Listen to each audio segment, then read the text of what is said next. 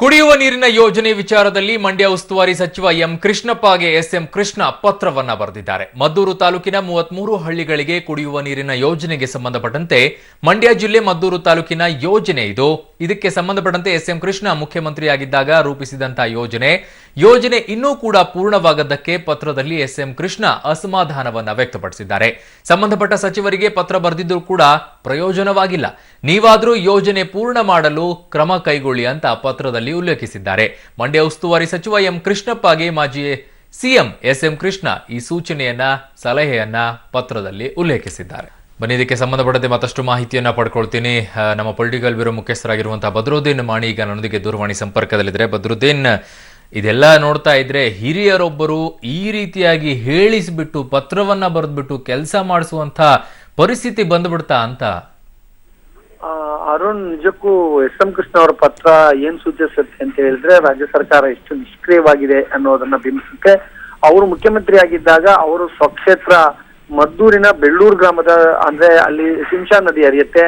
ಆ ಸಿಂಶಾ ನದಿಯಿಂದ ರುದ್ರಾಕ್ಷಿಪುರ ಗ್ರಾಮ ಅಂತ ಇದೆ. ಆ ಗ್ರಾಮಕ್ಕೂ ಮತ್ತು ಕೂಳಗೆರೆ ಗ್ರಾಮ ಹಾಗೆ ಸಂಪರ್ಕ ಕಲ್ಪಿಸುವ ಸುಮಾರು 33 ಹಳ್ಳಿಗಳೇನಿದೆ ಆ ಭಾಗದ ಜನರಿಗೆ ಶುದ್ಧ ಕುಡಿಯೋ ನದಿ ನೀರನ್ನ ಕೊಡಿಸ್ಬೇಕು ಅನ್ನೋ ಯೋಜನೆ ಯಾವ್ದಾಗತ್ತೆ.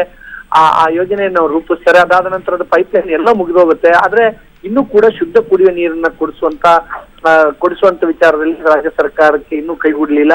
ಅವರು ಈ ಹಿಂದೆ ಅದಕ್ಕೆ ಸಂಬಂಧಪಟ್ಟ ಸಚಿವರುಗಳಿಗೆ ಪತ್ರ ಬರೆದು ಮನವಿ ಕೂಡ ಮಾಡಿದ್ರು, ಆದ್ರೂ ಏನೂ ಆಗಿಲ್ಲ. ಹಾಗಾಗಿ ಜಿಲ್ಲಾ ಉಸ್ತುವಾರಿ ಸಚಿವ ಎಂ ಕೃಷ್ಣಪ್ಪ ಅವರಿಗೆ ಅವರು ಪತ್ರ ಬರೆದು ಮನವಿ ಮಾಡಿರುವಂತದ್ದು, ನೀವಾದ್ರೂ ಆ ಯೋಜನೆಯನ್ನ ಪೂರ್ಣ ಮಾಡ್ಲಿಕ್ಕೆ ಕ್ರಮ ಕೈಗೊಳ್ಳಿ ಅಂತ ಮನವಿಯನ್ನ ಮಾಡಿದ್ದಾರೆ.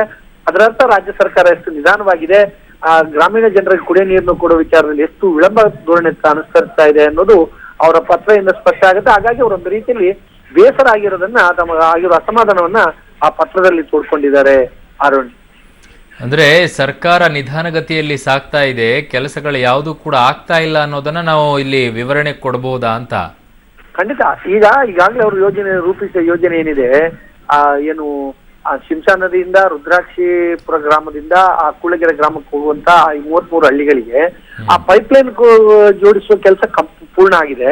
ಆದ್ರೆ ಕುಡಿಯೋ ನೀರು ಇನ್ನೂ ಅದರಲ್ಲಿ ಸರಬರಾಜು ಆಗಿಲ್ಲ ಅಂದ್ರೆ ಏನದು ತಾಂತ್ರಿಕ ತೊಂದರೆ ಇರುವಂತ ಸಮಸ್ಯೆ ಏನಾದ್ರು ಅನ್ನೋದನ್ನ ಸರ್ಕಾರಗಳು ಯೋಚನೆ ಮಾಡಬೇಕು. ಸಂಬಂಧಪಟ್ಟ ಸಚಿವರಿಗೆ ಅವ್ರು ಪತ್ರ ಬರೆಯುವಂತ ಸ್ಥಿತಿನೇ ನಿರ್ಮಾಣ ಆಗಿತ್ತು ಅಂದ್ರೆ, ಅವ್ರು ಪತ್ರ ಬರೆದ ಮೇಲೂ ಆಗಲ್ಲ ಅಂದ್ರೆ ಅದಕ್ಕೆ ಏನನ್ಬೇಕು ಅಂತ ಗೊತ್ತಾಗಿಲ್ಲ ಅನ್ನೋಂತೆ ಅವ್ರು ಹತಾಶರಾಗಿ ಒಂದು ಆಕ್ರೋಶದಿಂದ ಬರೆದಿರುವಂತ ಪತ್ರ ಅಂತಾನೆ ಹೇಳ್ಬೋದು.